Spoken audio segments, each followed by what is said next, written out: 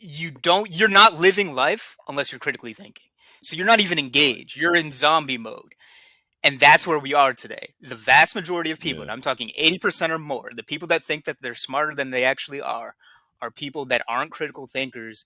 They're just regurgitating, as you mentioned before, because we live in an age where people don't have opinions anymore. Their opinions have them. And this is why you get the Right. repeat. That's a very So good they're way to like, put it. climate change is bad. That is their opinion. Why is Yeah. climate change bad? Because solar I've ice been caps, told. polar bears, blah blah blah. Right. Okay, cool. So when you were doing your research on this, what did you find out exactly? Huh? Yeah. End of Yeah. conversation. Yeah. Because Yeah. they Yeah. haven't done it. They're just doing what they're told. Someone told me this is bad, so it's bad, which is Yeah. a conclusion. But Right. you can't have a conclusion if you didn't go through the beginning and the middle to develop that conclusion. They go Yeah. straight to it, to the point Yeah. where when you're ready to have a conversation, because it sounds like the three of us were born under parents that taught us that conversations are about exploring and understanding ourselves and each other. That's how we connect with one another. Yeah. So I'm always looking for that. That's why you see me interact the way that I do on Twitter, even though I know that Futile. it's fallible. Yeah, Oh, yeah, okay. it's a waste of time. It's futile. Yeah. Absolutely. However, it's that instinctual part of me that's Yep. like, no, if I want to learn something, I have to ask a question. Even if Yeah. you call me you call me an insult and I ask you, hey, what do you mean by this? Yeah. Like people can't even explain that. That's the funny part. But That's, I actually want to know. I'm not doing it so I can troll on you some more. I'm just like, what do you mean? Because I genuinely want to have that intellectual spar. I yeah. always get excited when people challenge me because I'm like, all right, Yeah. cool. I'm going to learn something new. And then Yeah. I ask one question, which is why, or what do you mean? And the conversation ends. And I'm like, damn, I was going to find Yeah. Right. my Joker to my Batman. Yeah. Yeah. Never happens. Hey, everybody. Welcome to Raisin Bread Podcast. I'm your host, Basil. I've got my co-host with me, Ben, today. Don't forget to like and subscribe, you guys. Also, we're on Spotify. Check us out there. Subscribe there. We need you. Please check out the Spotify. Also, since our last episode was canceled, Rumble. We've also got that going. Yeah, So you'll see a baby. link for that. You'll see a link for that below. Our guest today is Mr. Poppy Knox. Knox works as a coach, a mindset coach, but I know him personally from our interactions on Twitter and Clubhouse. Honestly, is just a good role model for men. That's kind of how I think of you, Knox. Would that be too far fetched? What do you think? Well, I'm not going to disagree with you if you say that. Of course. I love that. I have to admit, I don't think anyone has ever said that out loud. And I don't disagree, even if it wasn't you saying it. It's just nice to hear. So I'm incredibly humbled. Thank you for inviting me to the show. And it's a pleasure that anyone can get any benefit from the things that I share. Well, I yeah. appreciate it. Well, appreciate having you here. Give us a chance. We might disappoint you. Don't just yet. You know, we don't. So it's only Exactly. It's I'm an only equal 1 opportunity minute in. employer. 1 minute in. Yeah. So give us a second. But no, it's good to see you, man. And it's good to have you here. What's been going on with you? What's been on? Yeah, no, seriously, it's really good to have you here because you and I have been talking. Look, we've been talking online for years now. Actually, Yeah. that's what I realized the other day. We've been talking online for years, and this Which is actually funny because yeah. oh no, Go. what I was going to say, it's funny because my thing is, and we were just talking about this a moment ago. My intention is whenever I meet someone of good energy, good spirit, I want to meet you guys offline as quickly as possible. Yeah. And I'm glad that we have the friendship that we have between the three of us. The only thing that's held me back from meeting you guys has been health. So when you say that it's good to be here, like I genuinely mean that as well because Right. there was a moment where like we didn't know if I was going to be here. Even today, we didn't know if I was actually going to Yeah. have the opportunity to make it. So yeah, that's what I've been doing the past while. Is just keeping a low profile and focusing immensely on growing stronger, so I can enjoy my life with good people. Yeah, and thank Which I goodness think for that is because what it's all about. no, I totally agree with that. And thank goodness for that because yeah, he's not lying about that. Like we had a conversation last night where he was like, "Hey man, I don't even know if I'm gonna make. I'm just giving you the warning shot." And I was like, "Jesus, dude, just let me know how you're doing." So glad to have you here. You're an enormous fountain of wisdom. I think, especially, I keep bringing it back to men because I when I think of you, I do think of someone who dispenses advice to men. Not that you do it exclusively, because I know other, all types of people come to you and seek your feedback, but because that seems to be your target demo, or for some No, inexplicable you're absolutely right. reason. Yeah. I don't know why. Yeah. And Do you know I what go that where the is? attention goes. That's a good question. Well, Okay, fair enough. so there's layers to it. So first off, I Okay. go where the attention goes. That sounds probably terrible, but from a business perspective, it's like if the attention is over here, I'm Yeah. going to support the people that want to come to me in the ways that I can support them. So it happens to be a lot of guys. Cool. We're going to talk about men's issues, and that usually Yeah. boils down to money and women. So I Yeah. end up talking about a lot about those things. And then the other side of it is, and it's something that I take for granted because just my personality growing up, there are a lot of people who don't have what I have. And that is to say, they don't have a healthy relationship with themselves. They don't have a healthy relationship with their dad. And they don't have good friends that they can rely on. And in lieu of those three things, they have this society's idea of like what those things are supposed to be. So they have ambivalence with their dad. And that's normal. It's like, all right, but people that have that experience with their dad will recognize, at least deep down, that, hey, this isn't right. And so I have the fortune to be able to speak with those guys and show them that, hey, that inkling that you had, there's something to it. Let's explore it. Let's go deeper with it and realize it doesn't have to be that way. I think that's essentially why people come to me, because they see me as a beacon of hope that lets them know that things don't have to be a certain way. That negativity that they've been dealing with doesn't have to be there all the time. Yes, it happens. Yes, it's normal for a lot of people, but there is an alternative. Yeah, and it's interesting because so you and I used to run rooms on an app called Clubhouse. Yeah. We used to run with the Gauntlet boys. Ben, this is before you. This is before. I wish Lazarus was here. It was the proving ground for what we're doing now. Oh my God! Yeah, no, seriously. Now we're saying that like this is going to be there indefinitely, whereas although Clubhouse now has the replays function, that's a strange thing. No one uses that. No one uses it. No, 10 if people I see use replays that. on, I think you pervert. Why do you want to store my voice? Why on earth who's listening back to this? No, it's true. The wheels are turning. But it's true. Yeah, and so we used to run a room called the Gauntlet, which was basically what would you call it? Like a Radio Hood version of would you say Fresh and Fit, or I don't know what you would call it. It was something because we weren't really fresh. It's not fresh and fitty, not completely, right? Like it's like I just don't know how to describe it, and I'm not the one. There's so many shows, so many podcasts, so many YouTube sensations. I'm not the best. I'll say this: Knox and I sounded very different amongst that group. It was probably me, you, Robbie. And he's laughing because he knows exactly what I mean. Break that down for the audience. What does that mean? So man, it's so true. It was the Gauntlet, as far as I understand it. And I was discussing the relationship between men and women, dynamics between men and women. Right. Yes, it was discussing the dynamics between men and women, and then you had people like our good buddy. Our ringleader, whose name I won't mention. Are we dropping names? Security. Yeah, I was about to say, let's not drop names. We're not doing that. Yeah, we're not doing that because he has an important job. You had guys like him who just... This is so nondescript and vague for whoever. Hang on.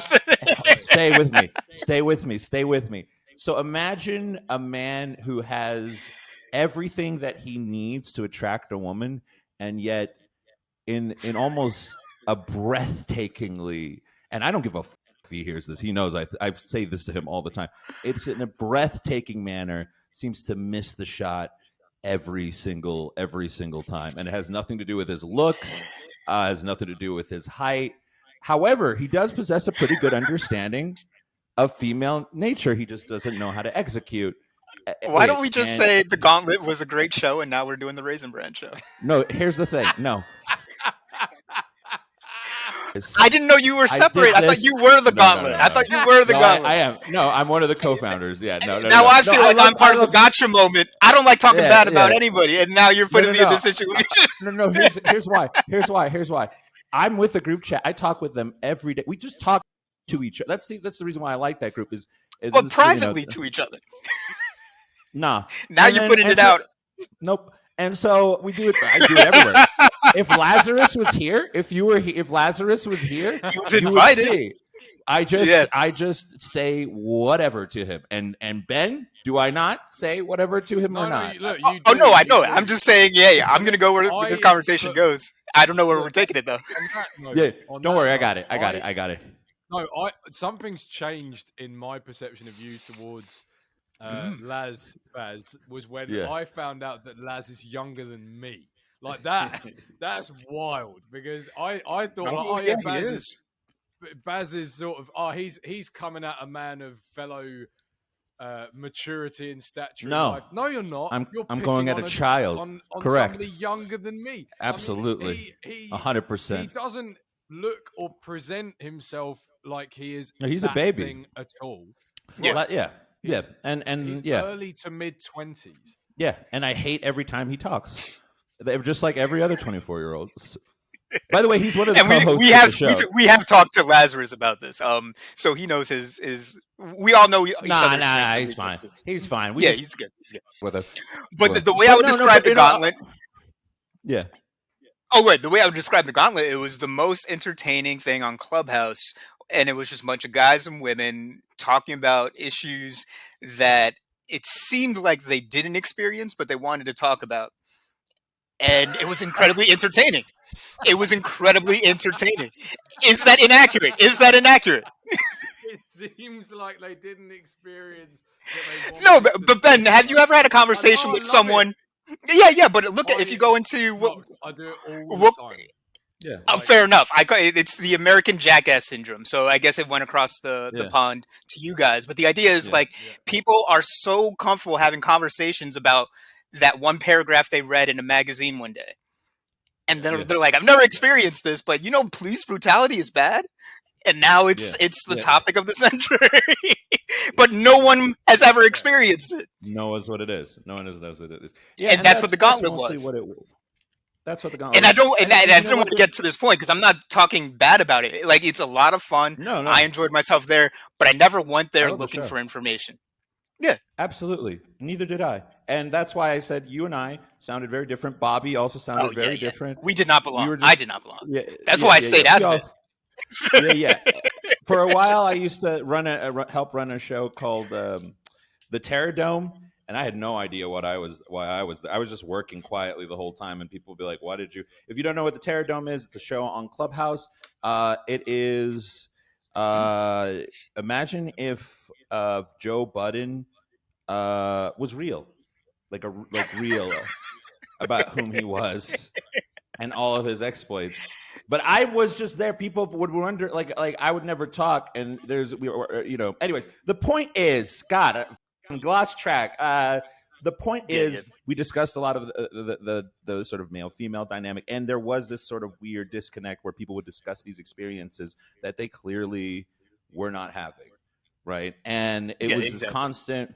It was this constant struggle with people trying to figure out, like, okay, so what's your issue? What's going on with you? Are you telling the truth? If you are telling the truth, do you actually want to be helped? Do you want to hear what we think? 99% of the time, people don't. And to give Ben and other people an example, the last time I was in the Gauntlet, and I guess it is what it is. So last time I was in the Gauntlet, a brother said to me, that's what editing is for. He said, love trains. And there was a part, but he said it in the midst of like saying 10 other things. And I'm like, in my mind, I'm listening to this guy talk.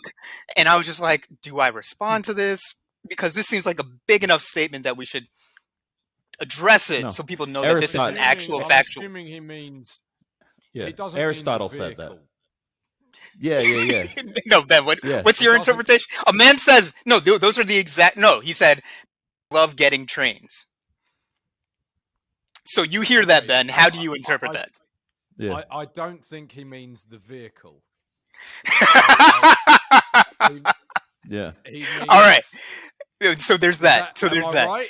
Am I And so yeah, he's talking that women love to have a line of men ready to boink them in quick succession. Okay. And I was just like, okay.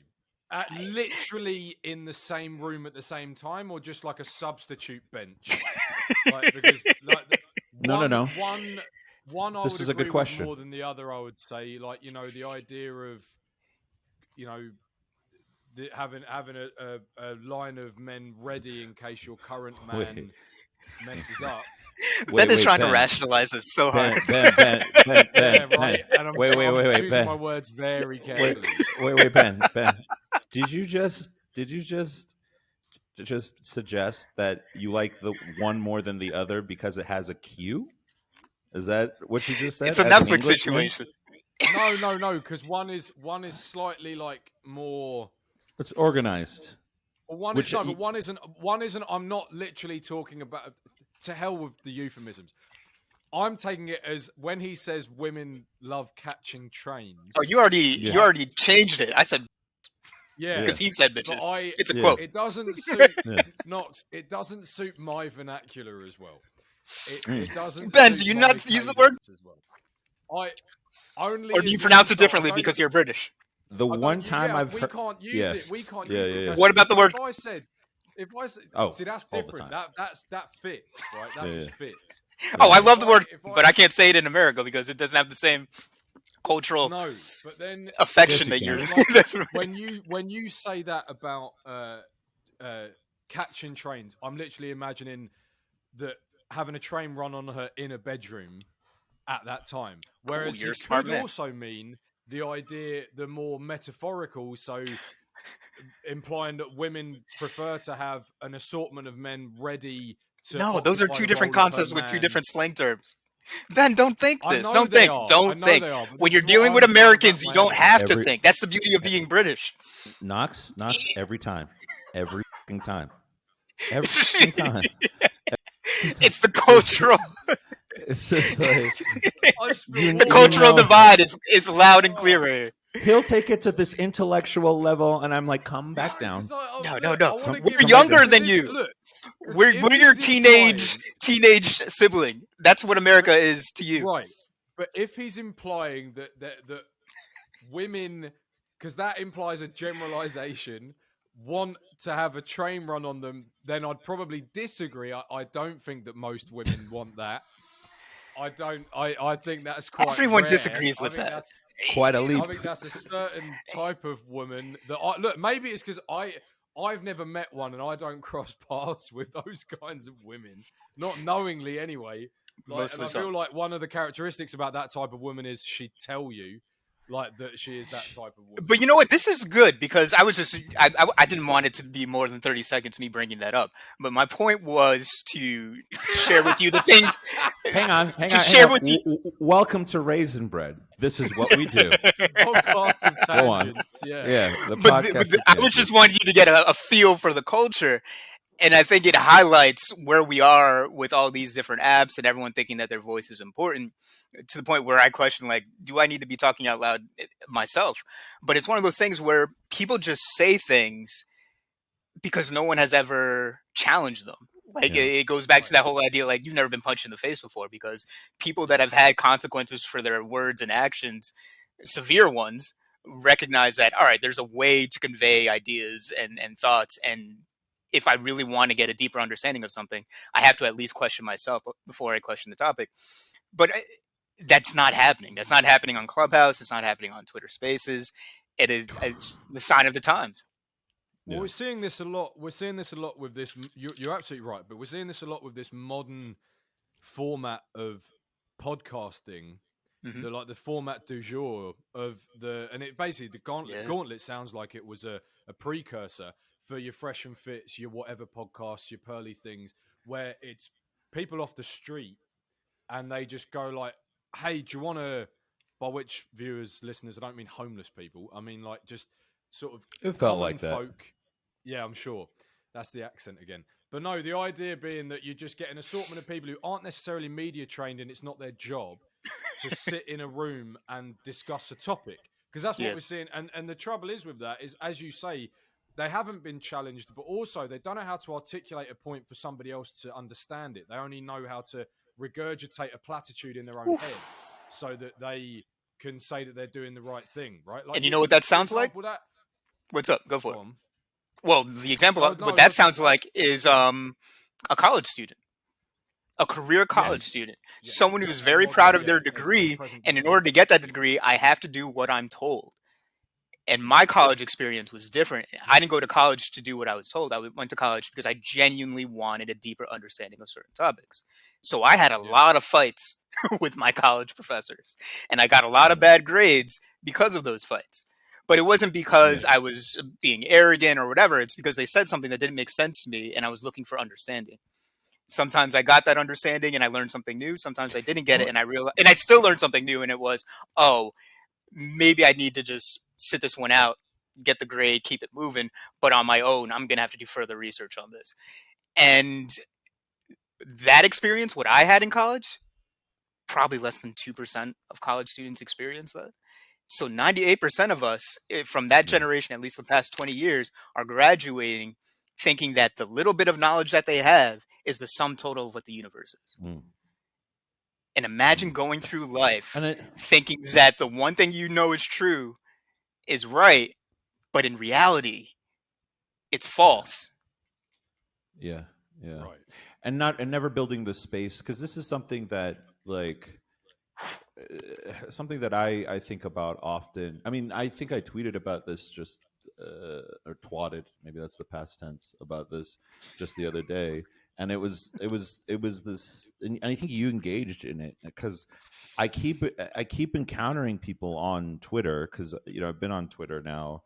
That's where I spend a lot of time. I keep encountering people with the same thoughts over and over again. You and I don't agree on everything, Knox. No. We don't.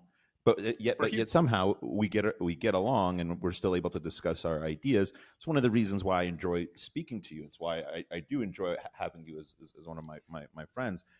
But I would say the most people that I encounter on Twitter, God, even the words they say are the same, which is really frightening.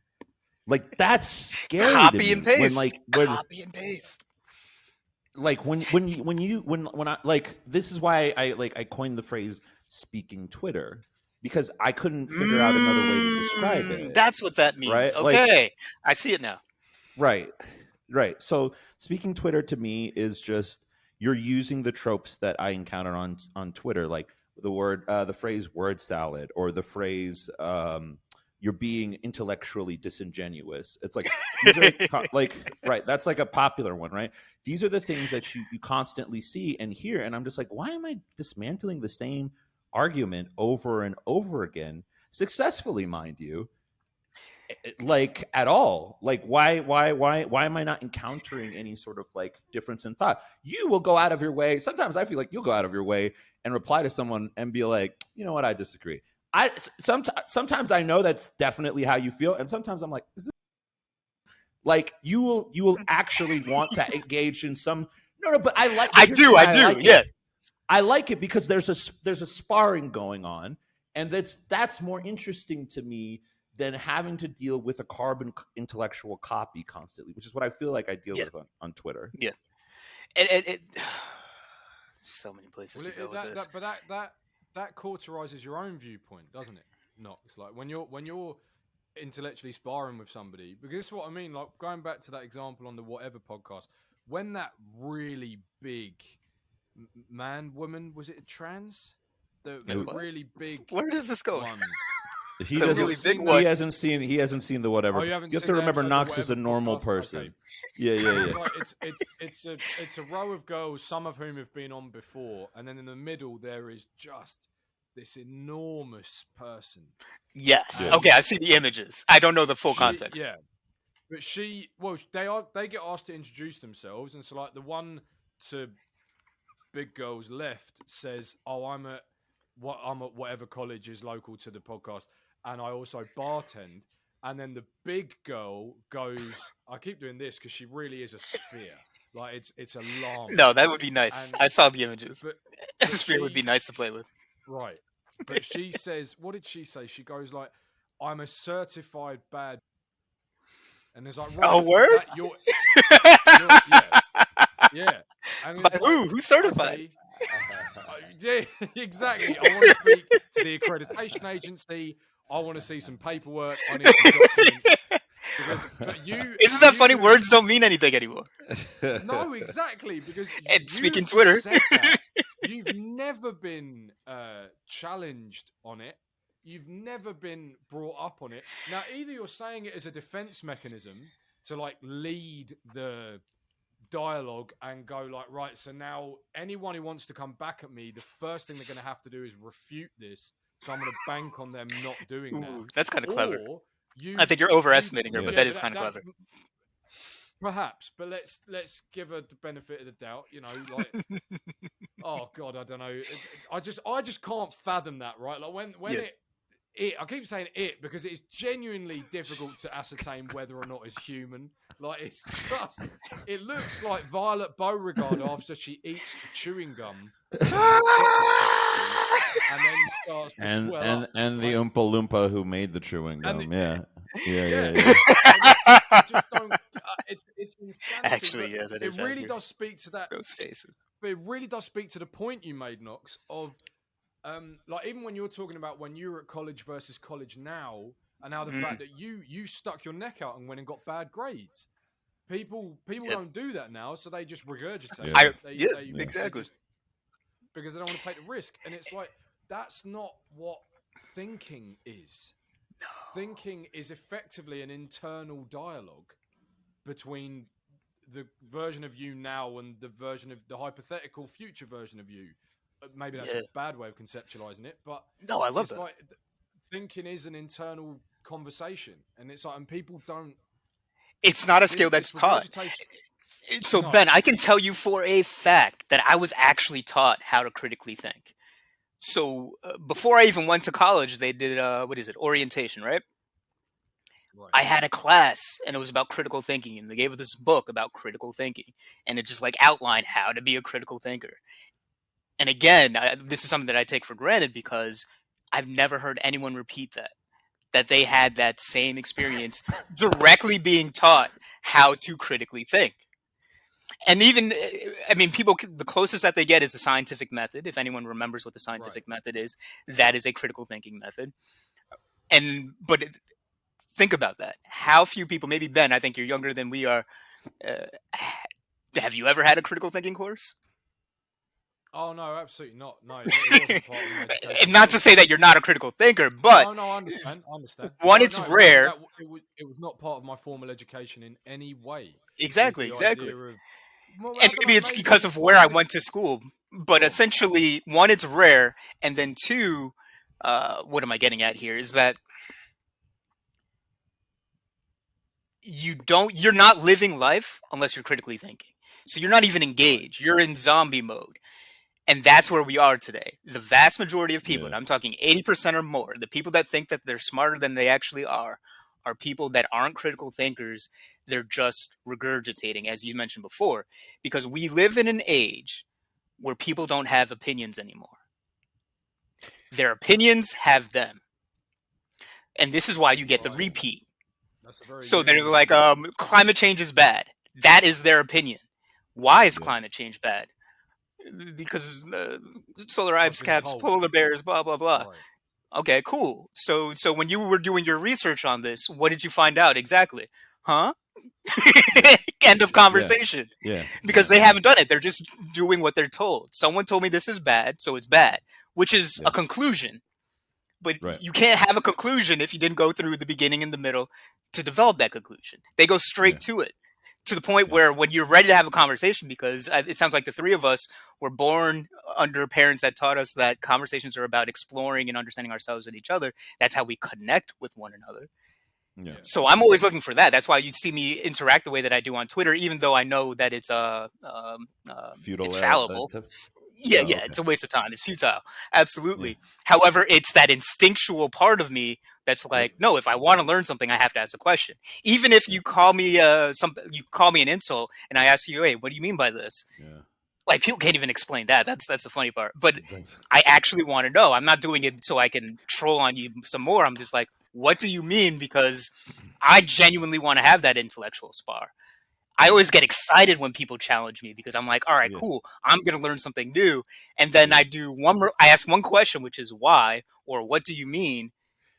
And the conversation ends, and I'm like, damn, I thought I was going to find my Joker to my Batman. Never happens. And you know what's interesting about that is, what is it? I was just, I don't know whom was I watching? Was it Gen Z? I don't know. I think it was Dad Saves America. It was one of those podcasts. But Gen Z apparently, at least compared to even the millennials and especially the generations before, care about safety more so than any other thing. Like literally any other thing that you could value, safety is at the top for Gen Zers. And I didn't realize that until 2020. Yeah, but that's real. And the thing is that I think that we're kind of sort of not dancing around, but what we're kind of getting to the core of is basically this idea that a necessary condition to conversation and a necessary condition to learning, it's going to be a bit of combat. There's going to be a fight.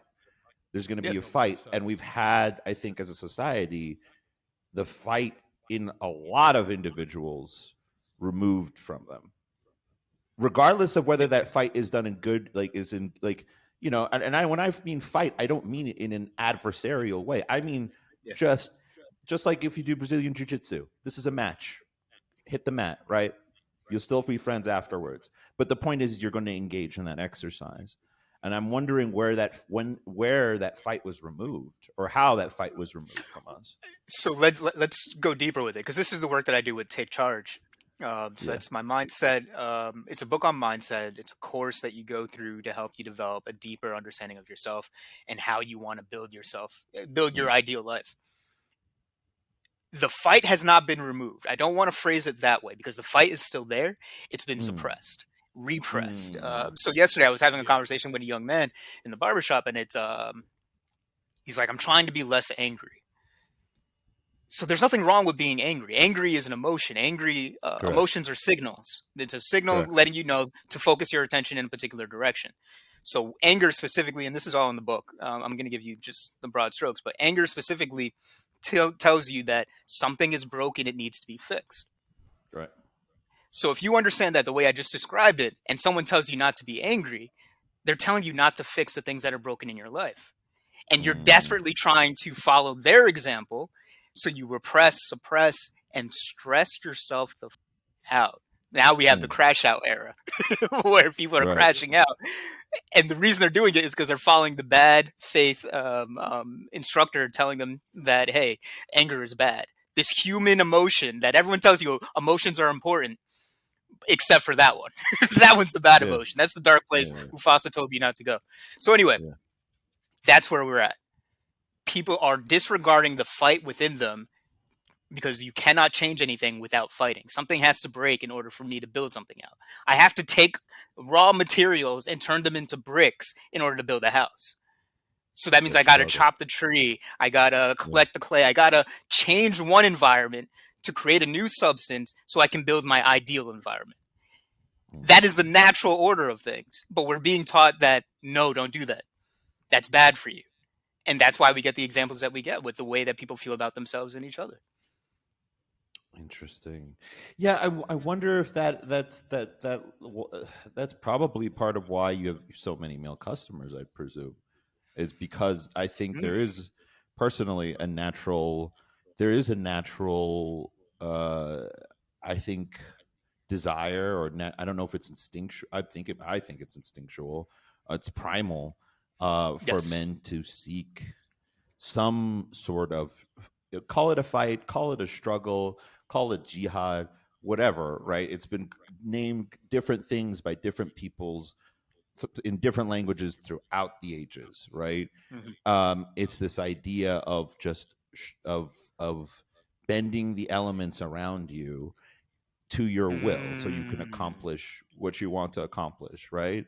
And so it's strange to me that we're getting that beaten down out of us, and what like it's it's counterintuitive, I think, just naturally for men, which is probably again why they seek you out. Because I mean, even in psychology, if you want to deal with young boys and the psychological traumas that they're dealing with, the way psychologists or a properly trained psychologist deals with it is they acknowledge the pain, but they for little boys, what works with little boys is if they make that pain or they make that problem at their adversary, their not enemy perhaps, but like, you're gonna fight this dragon.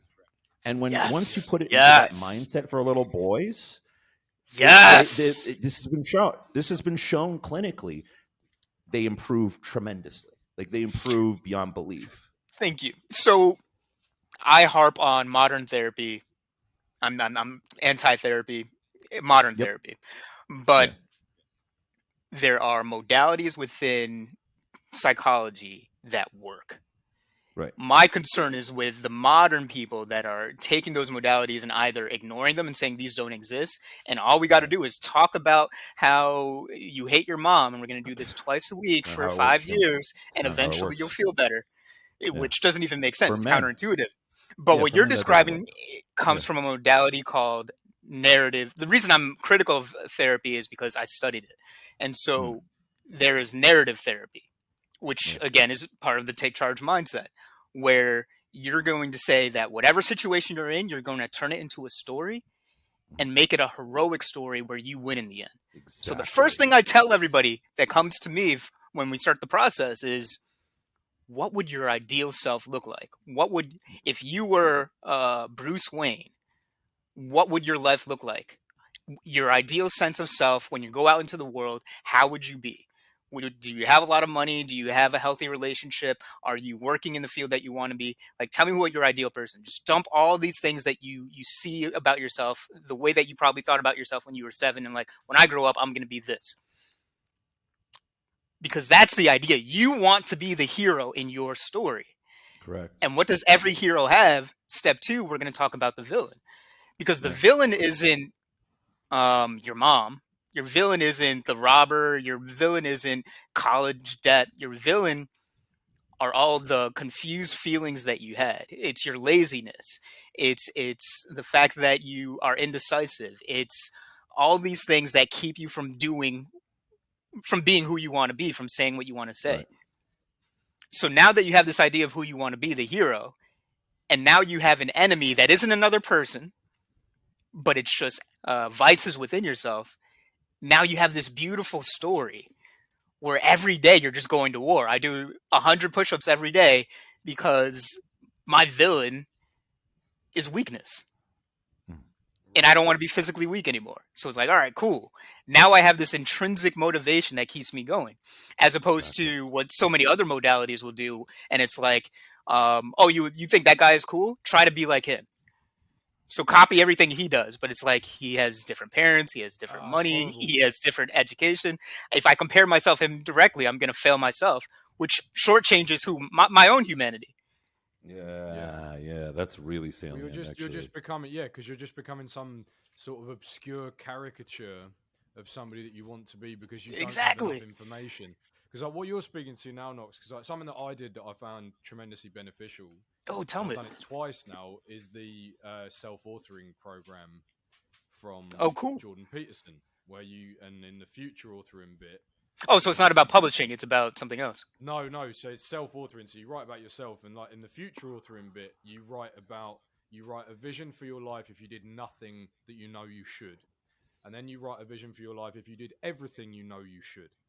And like for men, like for the friends that I've got that have also done this program when we've discussed it, the one of what you when you do nothing that you know you should, for men at least, it's pretty much the same thing. It's drunk and homeless. Like it's drunk, alone, and homeless. You know, because it's like it's the whole, but it's what you're talking about. Because what I was when you were speaking then, what I was hearing was your adversary is a hypothetical version of you, or it might be the real version of you. Your hero might be the hypothetical. If you're out of shape, overweight, and you want to get fitter, your hero is the hypothetical, and your villain is the real you right now, the overweight, unfit version of you right now. You're skipping And steps, so but you yeah, want to yeah, try you and get become that, right? it. But it's like, what Indeed. was so crazy about it is like I was chatting to a friend of mine who was asking, like, it was so weird because he came around, he wanted to bounce some business ideas off me of how he could make some more money, because he has time in his job where he was like, I could get a side hustle going, but I don't know what to do. Can I run some ideas off you? By the end of the 2-hour conversation, I basically said, like, I think you should do the self-authoring suite. I think you should write about yourself. And it was like, that was the advice that I gave him. I was like, I'm really sorry. I know it's not what you came here for, but I think you need to, because if I could take one thing from somebody who's been very influential to me, which is Jordan Peterson, and there are lots of things that I could take, but if I could take one, it is you can have what you want, but you have to decide what it is. Like, you have to decide what it is. And that, like, when I heard that for the first time, I feel very fortunate that I discovered him when I did. I discovered him whilst I was still a student. And I remember hearing that, like, and it was honestly this moment of, I've actually never decided what it is. I've never ascertained what it is that I want. I know most people have it. The vague hallmarks of success. I know that I want to not be poor. I know that probably, it's bearing in mind, I'm thinking of the mind of a 21-year-old at this point. I know I want a relationship, I suppose. Probably kids, because I'm going to die one day and I'd like something to outlive me. Like, all those vague checkpoints, but there's no coherence. Because this is the other point that you said, like, it's constructing that narrative, but it's ascertaining you're the only one who can decide what you want. And that's not easy. That's a very difficult task. Is deciding what you want. And I want to speak to that specific statement that, like, it is a healthy dynamic to not know what you want, because psychologically we know that nobody knows what they want in this sense, which is to say people only know what they've experienced in the past and what they did or didn't like about the past. And so we frame everything we want around those two concepts. Yeah. So when you respect that, again, because all my work is about respecting yourself first. I'm not trying to turn you into a version of me or Basel or Ben. I want you to be yourself. So we have to respect what you're feeling, what you're thinking. The idea is that based off of what you do know about your past experiences, what you did and didn't like, tell me what you imagine your ideal future to be. Start the process there from a point of what you know, because that's the only way to really grow in this world. You got to start with what you know, not making assumptions and building off of that. But I mean, Ben, you said Jordan Peterson gave you that exercise? Not personally, but no. I mean, it's fair enough. Yeah, it's a product. Yeah, it's a product of his, and it was like, and I was just sitting there like, and I believe him to be an authentic guy, and so I was a college student. I didn't really know what I was doing, so I was like, all right, I'll try writing. That was when I found out how difficult writing is, as well. Oh yes, it just is not an easy task. And by the way, the self-authoring exercise isn't just exclusive to Peterson. It's actually again or me or to, to like I'm just like what it was exactly. Like, it's the way it's laid out. It's the way the because this is what I learned, right? It was interesting listening to him on Joe Rogan once, because he was talking about pricing it, and he said it was one of the most difficult things he's ever done, because he was like, you don't want to price it so low that somebody doesn't value it enough to complete it, but you don't want to price it so high that somebody questions, what am I paying for? Because what you're paying for is the structure. Because you're absolutely right, Baz. In order to write about yourself, that's nothing new. The idea of I'm going to sound like my cynical grandfather now, but there's nothing new under the sun. But that act, the future authoring program, it's derived from something from clinical psychology. So that's it goes even further than that, though. But so nothing I've ever said, nothing I teach, it can't be found in other places. I'm glad to hear that Jordan Peterson is doing it. I get a lot of guys from Jordan Peterson, and now I think I understand why, or at least in part. Like, he's not. All I know is that he just presents himself differently than I would. I think he'd be a lot more playful. Like, with all the knowledge that he has under his cap, like, he could be a lot more playful and just troll people like Elon. But he does it, and he's very academic. That's my only gripe with him, really. That said, Nothing I've said is new. And it's not even just a psychology thing, because psychology got it from somewhere too. So when I was at my worst, I couldn't rely on my family. I was sick and in the hospital like every week, and I was homeless. And what else had I go on? Like, I could add a few more things, but I'm not going to talk about those other things right now. So like, think about like just terrible traumatic things happening to you all at the same time in this 4-month period of your life. And I live in New York, so I was homeless during the winter. I love it. I love it. It's one of my favorite stories to tell. And the full story is even wilder. I'm sure there's a podcast somewhere that has a whole story. But what I'm getting at is that, Wild. well, I forgot why I was breaking this up. I changed my name. That's when I became Poppy Knox. Ladies were already calling me Poppy, so I'm like, all right, let me change my name, and I became Poppy Knox. Lennox is not my real name. And at the same time, it's because I followed the book. In the book, it tells you create this character. So I created Poppy Knox. Why? Because Poppy Knox was willing and able to do all the things that my real name, Max, was not willing and able to do at the time. So when I was as a kid, I watched Batman the Animated Series, and I loved that John, but I didn't watch it for Batman.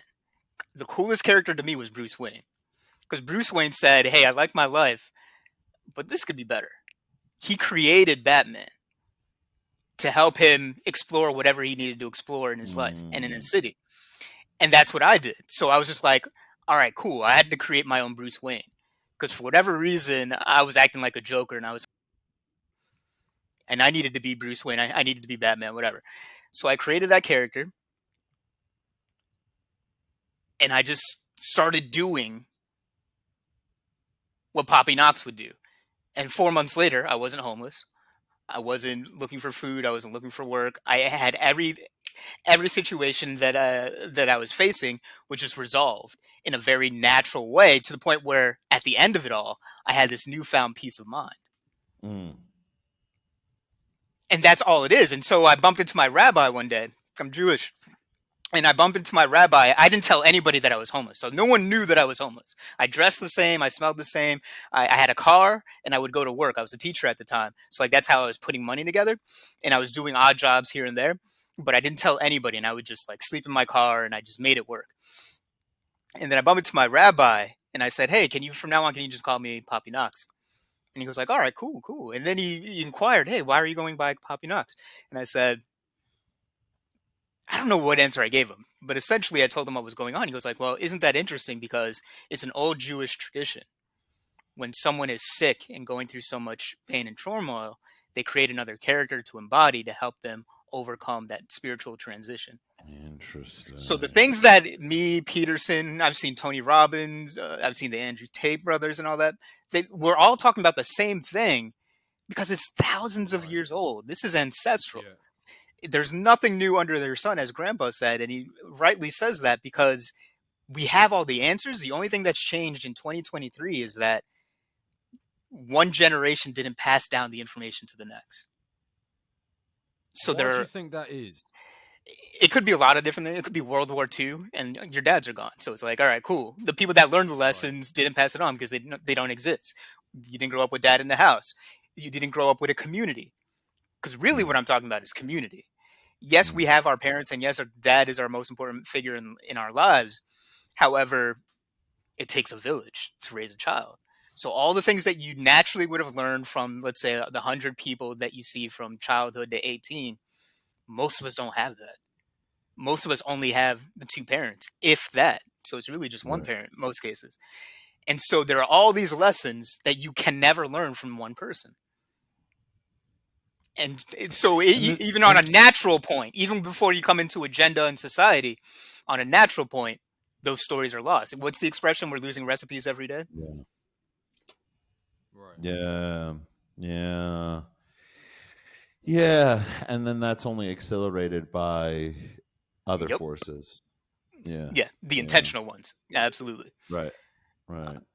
Yeah. And again, that's why I'm popular. That's why people, it's not even that I'm popular. It's that the way people have an affinity for me and my work is because they're like, damn, this is the first time I'm hearing this. And even though it's the first time, you're like, it makes so much sense, as if I knew it my whole life. Because I'm tapping into that thing where it's like, damn, I knew this. because here's the thing, and I tell this to guys every day, to the point where sometimes people are like, oh, I don't like his work because I don't tell you what to do.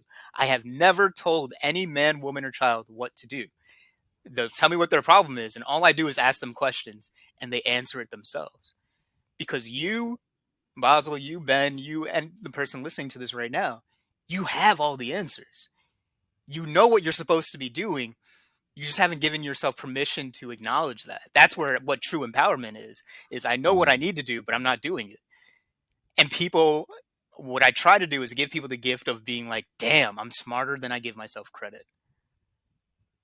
Yeah, that's useful. And that's honestly lends itself to, the psychology of it. I like it because then people they develop the confidence necessary for resilience, right? They've given you an exercise where they can demonstrate competence to themselves and to another person, which creates confidence. And then, the cycle repeats itself over and over again until eventually you don't need to do anything. And you can kind of just set them, afloat in a sail without exactly. your help. So, no, I like that a lot. That's that's what people I think used to do. I don't know, man. I'm confused. I guess I'm just so confused by I'm like, I don't know. I don't want to say I'm dead inside, but when we jump on the conversations that we do, I'm just like, I don't pay attention. I'm not really there, because it's just like, not it's with the us. You same mean stuff. other people, right? You personally. No, yeah. Every time Knox is on this show, I'm just dead inside. Every time. Yeah, I'm just like, Jesus, get this guy out. No. When you and I are like running, when we're doing Twitter Spaces, right? And shout out to who's the dude who's with us a lot? Yeah, we have Kanye, we have Gregory. Yeah. So you just hear people talk, and you're just like, man, I don't give a. I just don't. I disappeared for 4 months because. But do you think it's because they don't believe what they're saying necessarily? Absolutely. Bearing in mind, I don't know any of those people, because it's that's one of the. There's no conviction. It's right. There's no conviction, and so it's because this is the huge thing. I remember, I've got I learned this from a friend of mine. He's always been on his own beat of the drum, right? And I remember meeting him, and I remember thinking, we're not going to get on. And now he's one of my best, most dear friends. And the reason I thought we're not going to get on is because I thought he was putting on a front. And now when I look back on that, I was putting on a front. So I pushed that out onto him and went, no, you're the inauthentic one. So I'm not going to like you because I think this is all just a front. Then when I learned from him, oh no, you're not doing this for anybody. This is actually you. The way you dress, the way you speak, the way you interact with people. This isn't for anybody. This isn't a show. This is actually who you are. You have dispensed with worrying about preconceptions. You're going to live for you. And that taught me so much about to the point where then I learned when you meet other people, and if they're abnormal, let's say, if it's really them, oh man, do I want to know you? Do I want to speak to you? Because it's really you. And that's the other huge thing. Is there's a buddy of mine at the moment who let's say has trust issues with women. And the real reason is he's quite successful with women, and he knows that women shouldn't trust him. And so he's then again pushing that out onto the women that he interacts with and goes, oh no, it's you that can't be trusted. It's women are inherently untrustworthy. It's like, no. Yeah. All you're doing is holding up the mirror. By saying it aloud, you're holding up the mirror, which is that you aren't in a position to be entirely trusted. And that, I don't know, that was a huge realization for me. No, absolutely. And I'm glad you... Go on. No, I'm glad you have the self-awareness and, again, the critical thinking, because that's what essentially we've been talking about so far, is that you have to be able to think through your thoughts and emotions and your actions as well. And then you just become, that's what being authentic is to my thing is, I don't care what you say or do, just own it. And the reason I'm bored Yeah. the way that y'all are bored online is because they don't own it. They don't own it because as soon as Yeah. you ask them why, they can't respond to it. What do you mean? They start stuttering. Can you Yeah. give me an example? You ever read that article? No, no, no. I said, give me an example, not something that you heard someone else talk about. And again, everyone is so detached from their own human experience. It's a Right. virtual reality playground, which is cool if you're playing. What's one of those video Pretend. games where you get to like GTA, right? Sim. It's cool if you're Yeah, playing yeah, GTA. That's par for the course. But in real life, yeah. you got to know what the you're talking about. You got to own it. So if you say something terrible about me, I don't have a problem with that. I just want you to own why you have that opinion, What you back it said, up. and yeah. Yeah, Right. yeah. Because Yeah, that's what makes it interesting. That's what makes it fun. yes, yeah, absolutely. I'm 100% with Useful that, even. and that's yeah, right. Yeah. And the potential for use, right? Exactly. Because otherwise, what's the point? No, and that's the thing.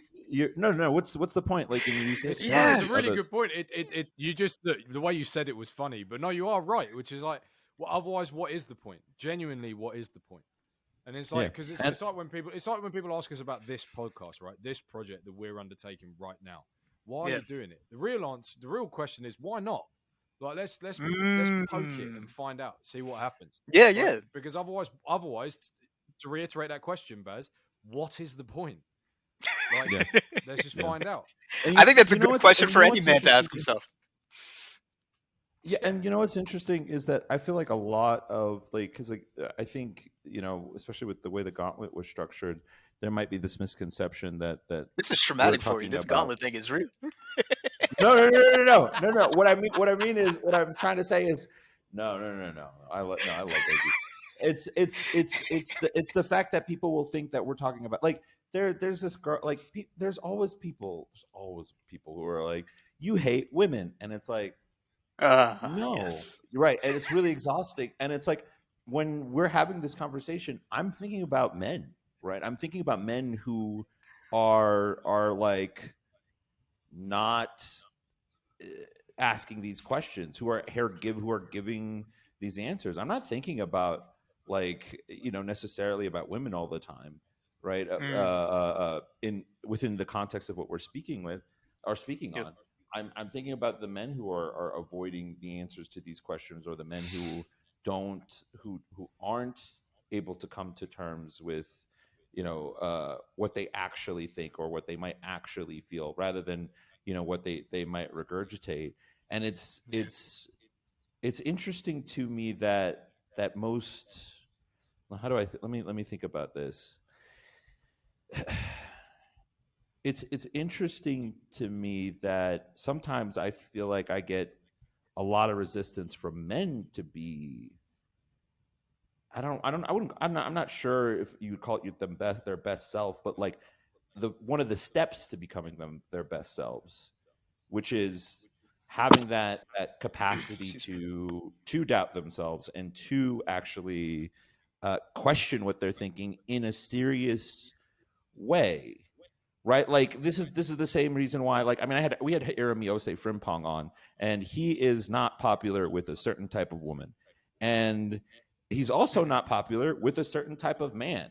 And that man that I'm thinking of, that man that he has to deal with, I feel like I deal with that dude all the time and I'm confused by him.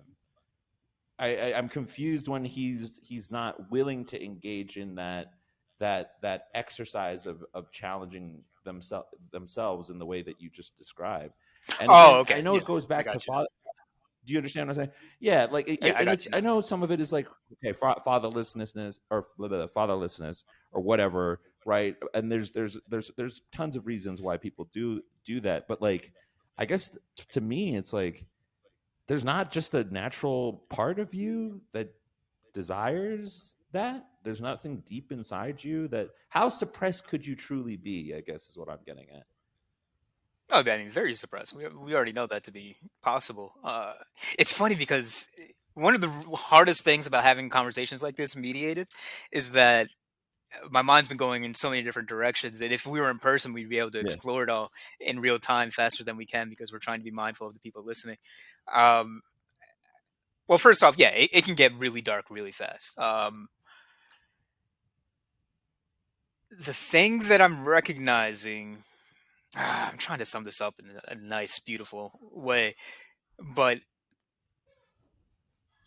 It can be ugly. let's go from this angle, which is when let's call it trauma, right? Because trauma comes in many different forms, and one trauma could be that you don't have the relationship with your dad that you want, and so it affects your life in all these different ways. Like all of our actions stem from the way that our dads set us up in this world. So whether we know them or not, we have a relationship with our dad. So modern therapy, talk therapy, they'll tell you, all right, let's talk about your dad. Why do you hate him? Blah, blah, blah, blah. Then you get into these feelings and stuff, and it's not useful. What I find useful is thinking about your dad, and this is the tool that I use, thinking about my dad and just acknowledging him as a man. Because no matter who you are, whether you had a happy relationship or not, you have to come to terms with his role in your life. And you have to decide what is that role going forward, which is to say, I didn't grow up with my dad. And I've heard all these awful stories about him growing up. Not necessarily awful stories, but just like, well, actually, yeah, those did exist. But it was also just the implications of who my dad was. Right. Never got to hear his side of the story at all. Never got to hear any other side of the story. There's 6 sides to any story. All I heard was this one side 6 times over. And I think it was something that I was going through. I think I was like there was a part of my life where I was like legitimately dying. I was 84 pounds. I'm 6 feet. I was 84 pounds. And it was just, everything I was doing was just not working. I don't even know how I got out of that situation. That's how ridiculous it was. And I think, and that's what it was. It was all the tools, which I now turned into a book, all the tools that I used to get out of that situation, I realized were tools my dad never had. And so even today as an adult, me and him, we're thick as thieves. And I'm just like, damn, if he knew what I know, where would he be right now? So the reason why our family dynamic is the way that it is because he didn't know all the things that I know. So I immediately stopped holding that against him. And I got to just appreciate him as the greatest dad a son could have. And so we have a great relationship. I'm retiring him this year. We're going to get him a nice house and just take care of him and be like, hey, you're set. And it's beautiful. And then I get to do that for my mom. That's the next step. I bring this up because you have to reconcile your feelings for yourself. And this is with everybody, not just our dad figures. There's this idea that we got to go find closure. We got to find the person. We got to have an intervention with them and take them to task. You did this or you didn't do that. And it's nothing to do with that. Yeah. It's finding peace within yourself with the people that influence you the most. And then just letting it be to the point where you don't even have to see that person. If it's your dad and you don't want to see him again, you don't have to see him again, but reconcile it for yourself, because until you have that peace within yourself, everything you do is going to be unpeaceful. And I forgot where I brought that up, but I hope that it gets to the point. No, it was still a good point, so it doesn't matter where it came from because I can't remember. Yeah. It's that point of reconciling it with yourself for yourself. Amen. I remember I was listening to a podcast ages ago. They were talking about the virtues of selfishness. It was on the Rubin report. Amen. I like that. And it was deliberately entitled in that way to be inflammatory in order to entice, and it worked. Doesn't sound inflammatory at all. And no, but like for people like us, selfish obviously has connotations. Yeah. Selfish means disregarding. It's not virtuous at all to the average person. One of the points, right? Yeah. And one of the points that this lady made was she explained that when you start doing things for yourself, you realize that you will accidentally do things for other people. It brings yourself. I like that. And then it gets to a point where it stops being accidental. And then you're knowingly doing these things for other people because you are aware of one of the byproducts is it is beneficial for yourself. Even if it's just spiritually, even if it's just food for the soul, even if, whatever the case may be. That's a very, very powerful sentiment because it's like, one of the things that I'm learning as I go into adulthood and as I close in on wanting a family of my own is bloody hell, mum and dad, you put in a lot of effort. Like this train never stopped. Like this treadmill never stopped running for like 22, 23 years of when I was born, and then like exactly. I've given up on people after 22 minutes. Exactly. Right. Yeah. And by the way, Ben, the treadmill is still going. Yeah. You might not realize it. It's still going. Do you know one of the crazy things is like when I lost my job and I was really and I sort of knew it was coming. The most incensed person in my circle was my dad, and he sent me a text afterwards because he was like, "Do you know what I think it is? I think it's a real shock for me because it's the first time in your life where you've come up against something, and I can't do anything. Like because any other time you've come up against something like this, you were still within my remit to help, and I can't do anything right now." Yeah. And it was like, and he was like, now I have to learn that. I have to learn that my jurisdiction has ended in your autonomy over your life. It was the same when I got married. I'm sure, like when I first told him, he was thinking like, because his marriage didn't work out, he was going like, "Oh, are you sure?" And immediately alarm bells start ringing, and then he goes like, "Oh, hang on a minute, this is my son's life. This is my son. My jurisdiction is finished. He now needs his own autonomy." And that must be a huge thing for a parent. Still to on the treadmill. Like, still on the treadmill. And that is not to say that your dad, your mom, whomever else doesn't have a role. It's just the role shifts. Right. It becomes something new. Correct. It's like you get to have new conversations, new activities with each other. Yeah. And that's my favorite part about just growing up. Which is exciting. Yeah. I'm 100% with you. Incredible. Yeah. We haven't got on to any of the topics we were looking to discuss. I don't give a shit. We're doing great. Let's keep going. And we'll hear them eventually. It's nice to have way better. We were going to talk about like Prince Harry and stuff. To hell with that. We're getting into way deeper water. Yeah. I like this a lot more. What was it that I wanted to say? So we were talking about Ben. You were talking about your dad before parents. Ben, and then not before that. Knox was talking about. What was he talking about? Shoot. Nothing. The relationship people have with their dads. Shush.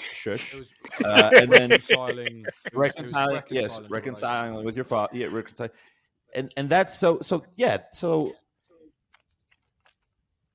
what I think is interesting about that is the necessary condition to that is to reconcile with one's self, and I find that interesting because that's a hard thing to do. But not only that, it also, to me, kind of helps me build an understanding about like why people flock to things like the red pill, right? I don't know what I know there are things you probably agree with, or things you don't agree with. You're not a stupid man, so there are probably things you don't agree with, and there are probably things you do agree with. You're so sweet. But I've noticed. I have my moments. You're not stupid. Oh, and that, shucks. Yeah, no, I know. Look. You're a Semite, and so you know that is high. You did the hard S on that. No, it's just. Listen, okay, all right. Listen here, and look, all right, all right. Basel sets us free. All right, let's go. That's an on. By the way, I wish "Listen Here, Jew" was the first time that I'd ever said that. It isn't. Yeah. It isn't the first time I've said that. Like I said, it's the hard S. It's the way these phrases roll off your tongue. I love the word Jew. Brief side note, what's my favorite things about the word Jew is, I don't think this is my joke, but just the way that you say it can determine like what you actually mean. It's like, oh, yeah, Knox the Louis C.K. joke. Yeah, the Louis C.K. But it's like Knox is, yeah. Or it's not. It's like, hey, Knox is a Jew. Or it could be Knox is a Jew. Like there's just the slight intonation. You can really lean on the. That's why I like to pepper it into conversations, because people are like, "Wait, he's black though," and then other things that they think, they're like, "You're not supposed to be Jewish. You're doing this thing wrong." No, that's but fine. Anyway, go on. I just think of Wiz Khalifa. Just black and Jewish. No, but what you were saying. Making me choke on gummy bears. Oh man. That has Black got and to Jewish, be black and clipped. Jewish. Is Black that a and song? Jewish. Is that a Got to YouTube be moment? clipped. I need to look that No, up. that's Oh, 100%. that's just something I That's said. a short dubbed over the original. Black Oh and Jewish. man. Oh my Well, god. we got it. We That got has it. to be a No, thing. but That has to be a thing. Anyway, go I on, sir. hope so. But that's the first thing, because I listened to Black and Yellow when I weightlift, and then one time I think I was talking to, I don't know, I think it was, So it's just forever one of- 2015 in your head. It doesn't matter. Let's put that aside for a moment, all right? And the woman Or I'm whatever that speaking song came to, out. the woman I'm speaking to is Jewish. And so now when she calls, I just go, what? I just go, hey, black and Jewish, Damn. black and In the Jewish, black gym, and-" you're making these connections in the gym while you're working out. Look, This is how your mind works? Black and yellow. I'm Black and yellow. This is how your mind works?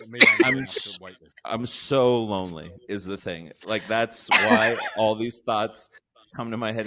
Also, black I and can't yellow would breathe. be applicable because she's Asian, but that doesn't matter. So here's the thing. Gosh, I forgot what I was going to say. No one knows. Is this why? Is this why people are? Why people are? Is this why people drift towards the red pill? Like, because they don't have an idea. Like, what I think is really appealing about the praxology is that a lot of these people don't have frameworks of their own to work from. And so it's really useful if someone just gives you something. Again, it's the same thing with sort of like feminist theory, or really a lot of Anything. other, yeah, exactly. A lot of other systems of thought, right? It's like, I don't really have a way to think about things. I'd rather not think for myself. That would involve work, right? So I'm going to just absorb this praxology and then just apply it everywhere. And that, I understand there's a human appeal to that. And it's interesting to see Absolutely. that not only do people drift towards it, but now you see people sort of pushing away from it because... Oh, really? Can you give an example? Yeah. Well, so smooth. No, I know that the thing in the news has been, like, what the frick is his name? Andrew Tate. Andrew Tate says, people are like, oh, Andrew Tate's not into the red pill. It's like, yeah, that makes sense to me. I mean, look, I'm a huge, he's just a person to me, but like, this doesn't seem like the type of man who would necessarily subscribe automatically to a praxology. He probably has his own way of thinking, right? And so it's weird to me that people are surprised. Like, the news to me is public surprise that people think for themselves. That's the headline. That's the headline in my head, right. And that's really interesting to me. Yeah. At one point in time, that would have been a nice Onion article, and now it's just a fact. So it can be. Oh, bro, I used to work reported at as the Onion. regular I was news. an intern. Oh, fantastic! I was an what intern years? at the Onion. It's garbage. Oh, 2000. When you were there, or now? We know what it is now, but I mean, 2015. Okay, yeah, that was the transition. Yeah, the way I remember it. Yeah. So, what was I going to say though? So you're saying people are pushing back from? Oh, okay. So the red pill thing. All right, cool. Well, first let's stick with the structure thing. Everybody needs structure, which is why we gravitate towards it. Right. I'm grateful that my God is my structure, so I legitimately understand what I should be doing, what I shouldn't be doing, based off of that paradigm, and I'm okay with that. And that gives me enough flexibility to entertain other ideas of my own. And my philosophy for life, beyond what God has laid out for me, is take charge. And so that's the whole idea that I have full control over the choices that I make. There's this concept, like, I don't know where it began, but society has convinced us that God gives people free will. Free will is talked about in the Bible, but there's nowhere where God says, hey, I'm giving you free will, you can do whatever you want. Because free will, conceptually, initially, the way that it is in the ancient languages, is the ability to manifest at will. But what the Bible does speak about is to choose. So choose your reality, choose your adventure. So it's very much like, I always go back to being 7 years old. Like, there's all this energy that you have within you, all this potential, all these ideas, and you just turn Super make Saiyan choices. any moment. Yeah. You choose your adventure. Am I going to go Super Saiyan now, or I'm going to wait 5 minutes, whatever the case may be? Am I going left or right? And people forget how powerful that choice is, because every instant of your life, you have a choice, which means every instant of your life, you get to create a new reality. So if Millions I of don't like possibilities. how I'm feeling right now, I can change how I'm feeling with a simple thought, with a simple word, with a simple action. Yeah. I can do one of those three. If I don't like my situation, if I don't like that I'm fat, I get to lose weight. I get to do 10 push-ups. Yeah. Poppy Knox, everybody. With Oh man, yeah, we with better watch. with well, first off, he's a Jew, so of course he loves the Knicks, right? Because he loves to suffer. That's what Jews do. So yeah, it's true. It's true. It's true. So Poppy Knox, love you guys. There will definitely be a part 2. This was not enough. I wish we could. I really, truly could wish we could do more. It's just, yeah, man. This was great. Thank you so much for joining us. Oh, We are doing a part absolutely 2, and Yeah. and I'm going to follow up with you soon. Oh, and everybody else, follow Knox and like, subscribe.